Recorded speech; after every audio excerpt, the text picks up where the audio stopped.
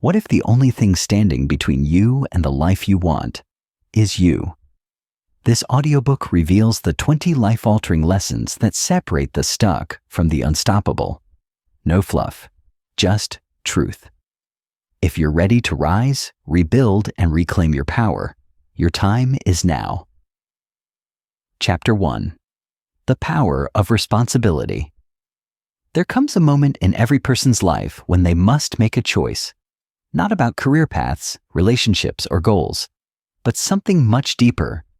A decision to stop drifting, to stop blaming, to stop waiting.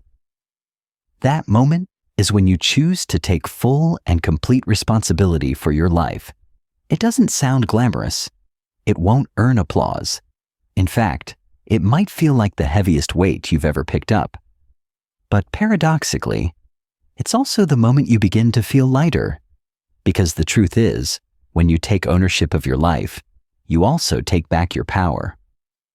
So many people spend years, entire decades, stuck in the same patterns, replaying the same stories, spinning the same complaints. They wait for someone to fix the mess, for better conditions, for a lucky break. But waiting doesn't build anything. Blaming doesn't free you. It only chains you to the past. The minute you say, "I am responsible," something subtle but seismic begins to shift. It's not your parents anymore, not your boss, not the government, not the economy. It's you. And that's where growth begins. That's where strength is built. Most people don't want this kind of responsibility. They'd rather remain comfortable, sheltered by excuses and protected by blame. They point fingers, replay childhood wounds, relive past relationships, and shout at the world for not being fair. But all that anger, what does it do? It won't build your future. It won't pay your bills. It won't bring peace to your mind. Only ownership will. And yes, it's hard. Responsibility removes your shield. You can't hide behind circumstances. You can't pretend it's someone else's fault. But that discomfort is where your real transformation begins. It's the start of your freedom. For a long time, I didn't understand this. I blamed everything: my lack of education, my job, the economy, my upbringing. I had a list ready at all times. Then one day, someone asked me a simple question that shook me. What if your life doesn't change until you do? That question hit me like a wave. It forced me to stop and look, really look, in the mirror. And when I finally whispered the words, "Okay, I am responsible," my life began to change. Slowly but surely, it moved in a better direction. Now, let's be clear. Taking responsibility doesn't mean you control everything. You don't control the weather. You don't control what other people say or do. But you do control how you respond. You control your effort, your focus, your habits, your attitude, and that's more than enough. That's where your power lives. Responsibility isn't a punishment. It's a gift. It puts your hands back on the steering wheel. It lets you build, shape, and protect your peace, your character, your goals. The truth is, life will get hard. It always does. But if you've taken responsibility, you'll be grounded. You'll keep going, not because you feel inspired, but because you've made a choice. Some people wait for motivation. Others build discipline. Some wait for help. Others become their own support system. Responsibility makes that difference. It turns you from a passive dreamer into a focused doer, from a victim to a leader. And slowly, you start to see results. Not massive wins at first, but small shifts. You feel more in control. You start to believe in yourself again. And nothing builds confidence like keeping promises to yourself. When you choose responsibility, something else happens too. You stop tolerating nonsense. You stop wasting energy on things that drain you. You stop entertaining lies. You become focused, intentional, protective of your energy. Because now you're not waiting for someone to fix your life. You're building it. You're leading it. And you're not behind. You're not too late. You're not broken. You just have to decide, right now, that this is the moment you take charge. Say it. I'm going to change the way I think. I'm going to build better habits. I'm going to face my problems. I'm going to stop blaming and take full responsibility for my life. If you say it and mean it and act on it, your life will start to shift. It won't be perfect. Struggles will still come, but now you'll be in control. And that changes everything. In the beginning, responsibility doesn't feel good. It stings. It forces you to face everything you've ignored. But if you stay with it, it will give you something better than comfort. It will give you strength. It will give you pride. Not the kind that needs applause, but the kind that comes from quiet, consistent effort. That kind of pride no one can take from you. You'll stop settling. You'll stop making weak decisions. You'll start thinking long-term. You'll become someone you respect, not because someone told you you're enough, but because you proved it to yourself. And yes, it will be hard. But when it's hard, you'll keep going. Not because life is easy, but because you've decided that no one else is responsible for your life except you. It starts right now, not tomorrow, not when it's easier. Today, because today is the only time you can act, say it, and mean it. I am responsible. That's your foundation. That's where your real life begins. Chapter 2. Stop complaining. Start creating. There's a habit that keeps more people stuck than almost anything else, and that's complaining. It feels harmless. It feels like venting. It even feels good in the moment. But if you want to move forward, really move forward, you've got to cut that habit out of your life completely. Not tone it down. Not reduce it. Eliminate it. Complaining never built anything. It never healed a wound. It never created opportunity. It drains your energy. It magnifies your frustration. It leaves you standing in the same place, shouting at the wall, hoping the world will listen. But change doesn't begin with noise. It begins with action. The reason people complain is simple. It gives temporary relief. It's a substitute for action. It lets you feel like you're doing something while doing nothing at all. But that relief is an illusion. Every time you complain, you're feeding a cycle. You're reinforcing stuckness. You're teaching your brain to focus on what's wrong, not on what's possible. And then it becomes a loop. The more you complain, the less you act. The less you act, the worse things feel. The worse things feel, the more you complain. You have to break that cycle. You must develop a new response. Instead of, why is this happening to me? Ask, what can I do about it? Instead of saying, this isn't fair. Ask, how can I respond with strength? You move your mind from reaction to responsibility. That's when things shift. Because every time you take action, you build momentum. Even the smallest step forward is better than standing still in a fog of frustration. And here's the truth you need to hear. No one is coming to save you. Life is not going to line up perfectly. Conditions will never be flawless. Support won't always show up. But none of that matters if you choose to act anyway. Complaining is easy. It doesn't ask anything of you. But action? That takes courage. That takes strength.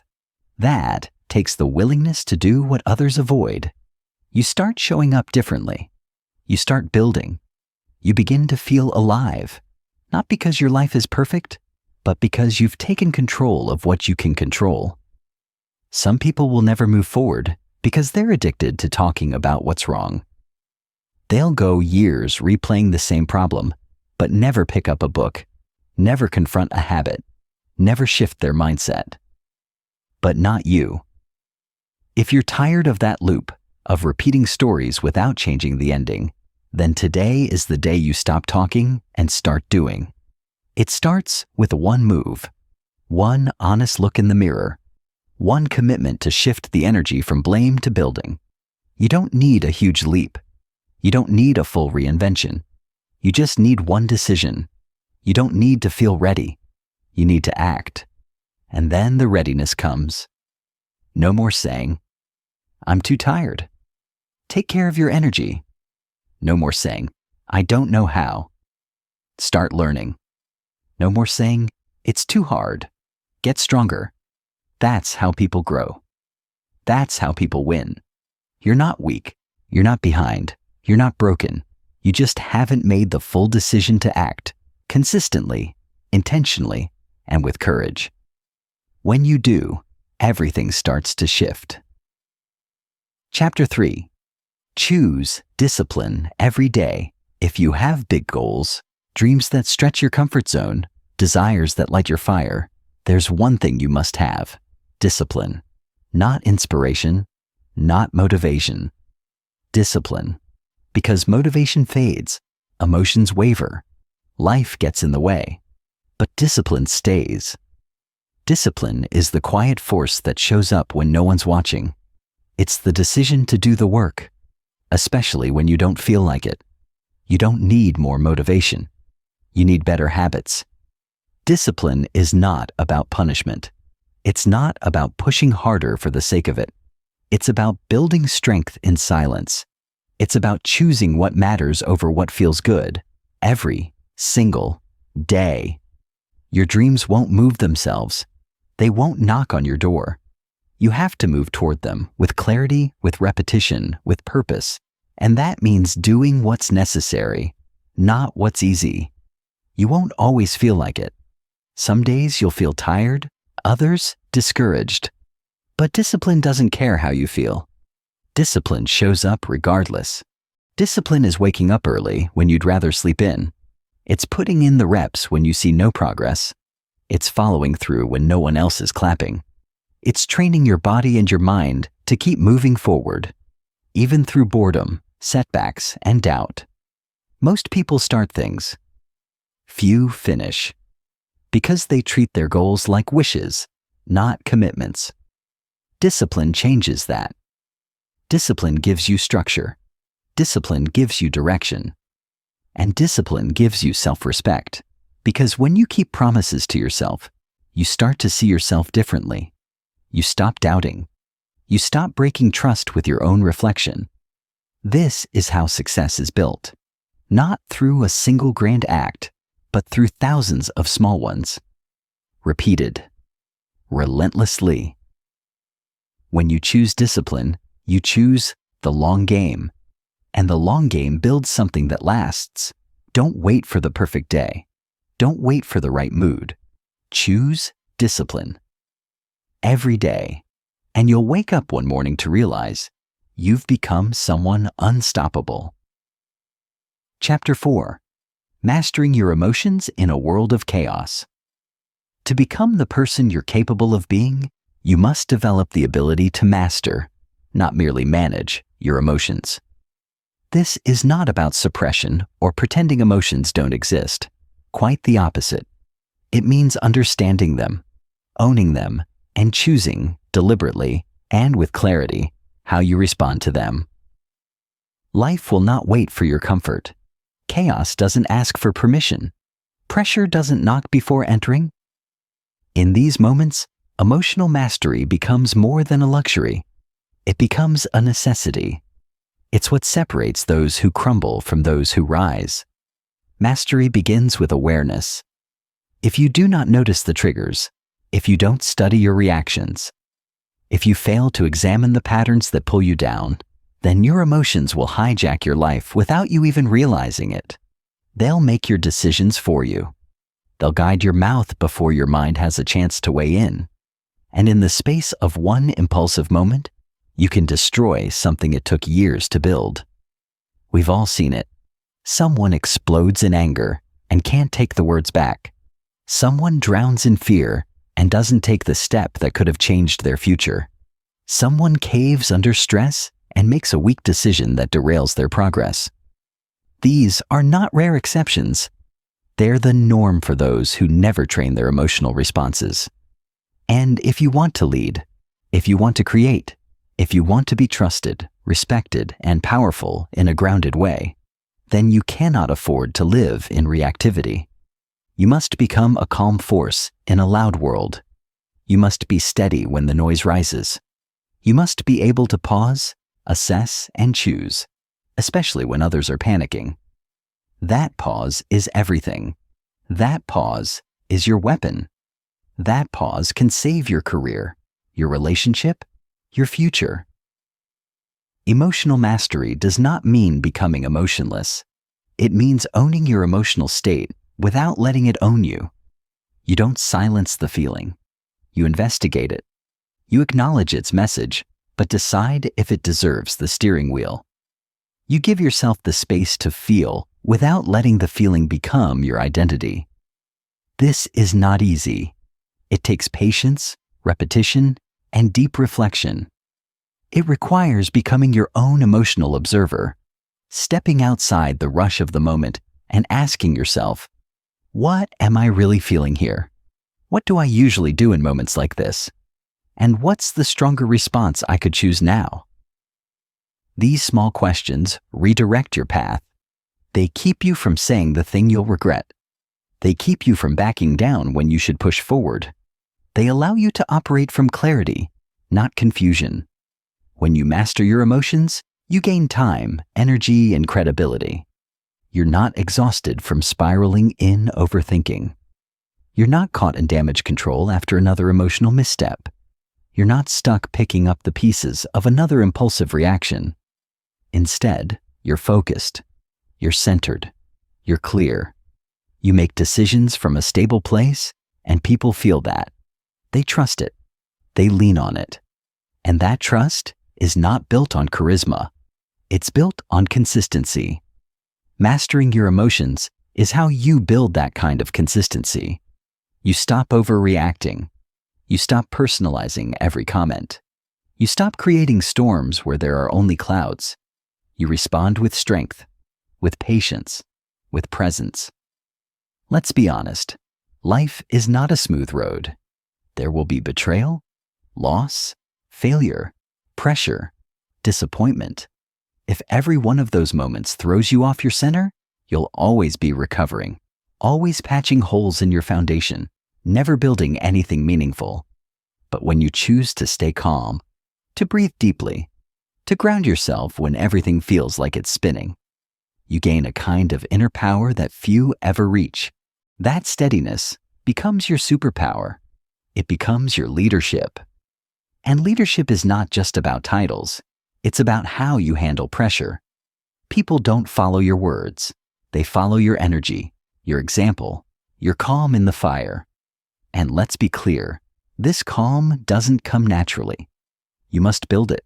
You must train it. You must protect it. That means setting boundaries with people who drag you into emotional drama. That means walking away from unnecessary conflict. That means creating habits, reflection, journaling, stillness, breath, that calm your nervous system and restore your clarity. These aren't soft practices. They are essential tools in a world that rewards noise and punishes silence. Emotional mastery is how you stay true when others fold, how you stay aligned when others chase chaos. And over time, this control doesn't just protect your peace, it shapes your identity. You become someone others can count on, not because you're perfect, but because you're consistent. You don't erupt. You don't scatter. You lead. In the end, emotional mastery doesn't just change how you respond to the world. It changes how you feel inside yourself. It creates a quiet pride that no one can give you, and no one can take. It gives you the calm to face pain without losing your head, the strength to face failure without losing your direction, the clarity to keep building, even when emotions scream otherwise. That's the kind of person who becomes unshakable. And that's the person you are capable of becoming, if you choose daily to lead your emotions instead of letting them lead you. Chapter 5. Strength through Focused Growth. In a world overflowing with noise, distractions, and comparison, the fastest way to transform your life is to narrow your attention to what you do best and then commit, relentlessly, to improving that strength every single day. Most people spread themselves thin. They chase too many goals, too many ideas, too many opinions. And in that spread, they dilute their focus, they stall their growth, and they wonder why nothing sticks. But the highest performers, the most fulfilled people, the ones who actually create something meaningful, they know the truth. Mastery comes from clarity and consistent effort in a few key areas, not from trying to be everything to everyone. You don't have to be great at everything. You just have to know where your real strength lives, and then treat that strength like it matters. Maybe it's your ability to communicate clearly. Maybe it's your creative mind, your emotional intelligence, your problem-solving skills, your strategic thinking. Whatever it is, find it. Own it. Stop downplaying it. Stop apologizing for it. Stop chasing someone else's lane. This is your gift, your advantage. And if you ignore it, if you leave it undeveloped, it becomes average. But if you invest in it daily, if you sharpen it like a blade, it becomes rare. It becomes valuable. It becomes powerful. The mistake people make is waiting for perfection before they start. They want to fix every flaw, perfect every weakness, check every box. But that's a trap. You don't need to fix everything before you move forward. You need to get clear. Clarity is not about having all the answers. It's about knowing where your value lives. It's about understanding what you bring to the table and doubling down on it with commitment. That's where confidence comes from. Not external praise, but internal proof. And you earn that proof in the quiet moments, in the hours no one sees, in the repetition, the training, the reflection, the sacrifice. That's where you build something that others will respect, even if they don't see it yet. Improvement doesn't have to be dramatic. It has to be daily. A small upgrade in your thinking, a better decision in how you use your time, a moment of learning that shifts how you work. These are the seeds of massive growth, but only if you're consistent. Only if you protect your time like it matters. Only if you remove distractions like they cost you something, because they do. They cost you momentum, they cost you focus, and they cost you depth. Depth is where your strength turns into mastery, and mastery is what separates those who merely start from those who actually finish. Don't let frustration stop you. Growth is often invisible at first. It feels slow, it feels repetitive. But that's where the foundation is laid. Those are the moments that test your discipline, your belief, your resolve. Stay with it. Keep improving in the dark. The results will come, but only for those who stay when the process is quiet. Build your strength like a builder lays bricks, deliberately, with precision, one piece at a time. Track your growth. Reflect often. Adjust quickly. This is how you turn potential into performance. And remember, your strength is not just for you. As you grow it, you'll start lifting others. You'll lead by example. You'll support with clarity. You'll bring insight, not noise. That's what real contribution looks like. It's not just about how good you are. It's about how much better you make others by being who you are, fully and intentionally. And it all starts with one decision. Focus on your strength and never stop improving. Chapter 6. Learn relentlessly, evolve daily. The final foundation in this section, the next necessary pillar for real growth, is the commitment to learn something new every single day. Not occasionally, not when you feel like it, not only when life knocks you down. Every day. Learning must become a non-negotiable in your life, not because it's trendy, but because it's essential. The moment you stop learning is the moment you stop growing. And in a world that never stops moving, standing still is falling behind. Learning is not just about consuming information. It's about transformation. It's about planting something useful in your mind every day so you don't let useless things grow there by default. The world is loud. It's filled with distraction, with shallow entertainment, with quick dopamine. If you're not feeding your mind something intentional, it will be fed for you, and that diet is rarely healthy. You have to take ownership of what you learn. You have to become a student of your own future, and that means studying yourself, your craft, your weaknesses, your strengths, your blind spots. Learning is not about getting praise. It's about getting better. Some people stop learning after school. They treat education like a phase instead of a way of life. But the people who rise, the ones who build, the ones who lead, they make learning their lifestyle. They read books, ask questions, seek mentors, reflect deeply, apply consistently. And they don't just consume. They act on what they learn. They connect the dots between knowledge and behavior. That's what separates people who get smarter from people who get sharper. Learning is not useful unless it moves you forward. It doesn't take hours. It takes focus. 10 minutes of deep study can do more than an hour of scrolling. It's not about time. It's about priority. If your growth is a priority, you'll make the time. You'll study instead of binge. You'll reflect instead of complain. You'll practice instead of procrastinate. The world is changing fast. Skills get outdated. Knowledge becomes obsolete. You must stay sharp. You must stay curious. You must stay in motion. Learning isn't glamorous.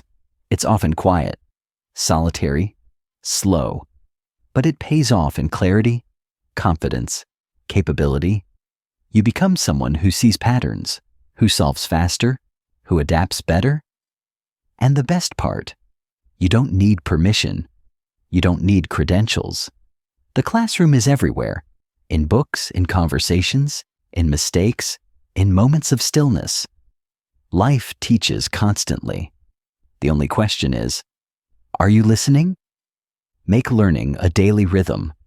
Make it a sacred habit. Not for applause, not for a title, but because it's how you sharpen your weapon. It's how you build your edge.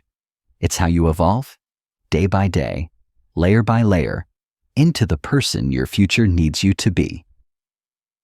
Chapter 7. Embrace criticism without defensiveness. Real growth begins where comfort ends. And one of the most uncomfortable yet most powerful growth tools available to you is honest criticism. Not praise, not approval, not applause. Criticism, but not the kind delivered to shame you or tear you down. The kind that comes from truth. The kind that makes you look at yourself with fresh eyes, with humility, and with courage. Yet most people run from it. They shrink away from correction because it challenges their self-image. It makes them feel exposed. It threatens the illusion that they already know enough. But that illusion is the trap. That illusion is what keeps you stuck. Because you cannot grow if you refuse to be seen clearly. You cannot improve if you can't be told where you're falling short. And that's not weakness. That's power. That's maturity. That's evolution. You must decide what matters more. Protecting your ego or protecting your growth. You can't have both. If your pride keeps you from hearing what you need to hear, you'll stay exactly where you are, year after year, conversation after conversation, never quite leveling up, never quite breaking through, always wondering why progress stalls. But the answer is simple. No one can improve what they refuse to examine. And if you can't sit with criticism long enough to process it, without exploding, shutting down, or storming off, you'll never gain the clarity that growth demands. The strongest people are not those who avoid correction. They are the ones who invite it. They ask for it. They reflect on it. They apply it. They don't always agree with everything, but they consider it. They listen before they respond. They filter for truth before they defend their image, because they understand something most don't. The discomfort of hearing hard truths is nothing compared to the cost of staying blind to your own limitations. But not all criticism is helpful, and you must learn to discern. Ask yourself, is this coming from someone who wants the best for me? Is it grounded in fact or just emotion? Is it delivered with the intent to build or to tear down? If the answer points to growth, lean in. If it points to manipulation or control, let it go. And even when feedback is poorly delivered, don't discard it without reflection. Sometimes a sharp tone still holds a sharp truth. Don't miss the lesson because you dislike the teacher. And when the correction hits, when it stings, it usually means there's something there. A nerve touched, a mirror held up, a blind spot exposed. Sit with that. Ask yourself why it hurts. Ask yourself what it reveals. Then use that pain to power change. Don't let it drown you. Let it develop you. If you want to win, really win, in life, in business, in leadership, in relationships, you must build the emotional strength to be teachable, to hear you're wrong and not shut down, to be shown a flaw and not fall apart. That's not softness. That's steel. It's a quiet kind of strength, the kind that doesn't need to be right, but needs to be better. The kind that values accuracy over appearance, and that strength will shape every area of your life. You'll build faster, you'll improve faster, you'll connect more deeply, and people will trust you more because they know you're not hiding behind perfection. You're growing through truth. So ask for feedback. Ask your mentor, your partner, your friend, your colleague. What's something I need to work on? Ask it with openness, not as a trap. And when the answer comes, don't defend, don't excuse, don't run. Thank them, reflect, apply, and keep going. You don't have to take every piece of feedback to heart, but you should never dismiss it without thought. Real confidence isn't about believing you're always right. It's about believing you can always improve. Criticism is not your enemy. It's your mirror. It's your compass. It's your shortcut to a better version of yourself. And the faster you learn to embrace it, the faster you evolve. Chapter 8. Relationships. Built on contribution, not consumption. The quality of your life will be shaped, in large part, by the quality of your relationships. And the quality of your relationships will be determined by one simple question. Are you giving more than you're taking? Are you showing up as a person who adds value, or one who only looks to receive it? Real relationships, the kind that sustain and elevate, are not built on transactions. They're built on genuine presence, on mutual growth, on support without keeping score. And that begins with your mindset. The strongest, most respected people are not those who ask, "What can I get?" They ask, "What can I give?" They show up for others, not because it's convenient, not because there's something in it for them, but because they've chosen to live as people of depth and character. You can't fake that. You either live it or you don't. Start asking yourself the hard questions. How do I show up in the lives of others? Am I a lifter or a weight? Am I a safe place or a source of drama? Am I contributing to others' growth or only draining from it? Too many people approach relationships like a resource to be used instead of a bond to be built. They show up when they need something. They disappear when there's nothing to gain. They speak when it benefits them. And then they wonder why their connections feel shallow, why people stop answering their calls, why no one stays. But real connection doesn't come from convenience. It comes from consistency. It comes from doing the little things, checking in when nothing's wrong, offering help without being asked, listening without interrupting, celebrating others even while you're still climbing. Those are the things that build trust. Those are the things that build roots. Giving doesn't mean being a doormat. It doesn't mean allowing yourself to be used or drained. It means contributing from a place of strength, of boundaries, of purpose. You give your time, your presence, your insight, not your peace, not your self-worth. Healthy relationships are a two-way street, but you lead with generosity, not entitlement. You stop waiting to be impressed or validated. You become the one who offers patience, encouragement, clarity. That kind of energy changes lives, and even when it's not returned, it still builds your character. People remember how you make them feel. They remember who showed up during the hard times, who told the truth when no one else would, who celebrated their wins without bitterness, who loved them without agenda. That's what makes you unforgettable. Not charm, not status, not charisma. Depth, integrity, loyalty, effort. If you want those kinds of relationships, you have to give those things first. You can't expect real from people if you're not being real yourself. You attract what you are. You'll either be surrounded by takers or by people who, like you, believe in rising together. So don't chase crowds. Build your circle with care. Stay honest, even when it's uncomfortable. Offer your time, even when you're busy. Apologize when you're wrong. Forgive when you're right. Stay when it's hard. Leave when it's toxic. Give more, not to be seen, but because it's who you are. And the ones who are meant to walk with you will stay. They'll recognize your heart, and they'll match your energy. Chapter 9. Protecting your path by cutting the weight. There is a point on your growth journey where you must stop asking for permission and start protecting your progress. And one of the hardest, yet most powerful steps in that process is removing negative people from your life. Fully and unapologetically. Not managing them. Not limiting access. Removing them.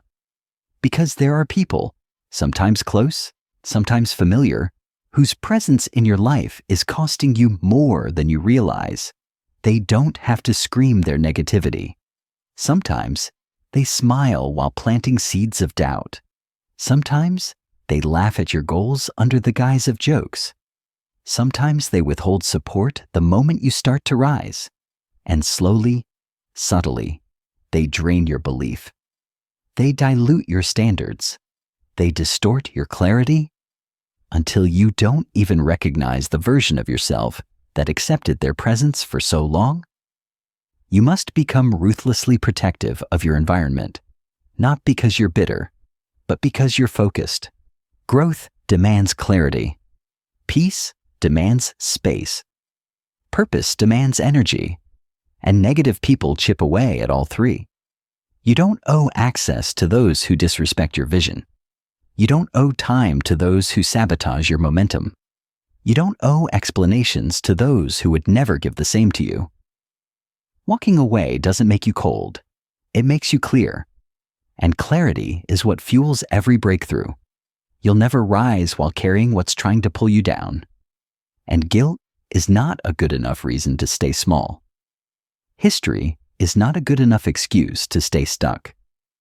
Sometimes the most loving thing you can do is leave people where they are. Sometimes silence is the loudest boundary. Sometimes no response is the answer. You don't need to announce your exit. You don't need to argue or justify. You simply stop responding, stop engaging, stop allowing their chaos to seep into your peace. And yes, it may be lonely at first. Growth often is. Letting go creates space. But that space is necessary.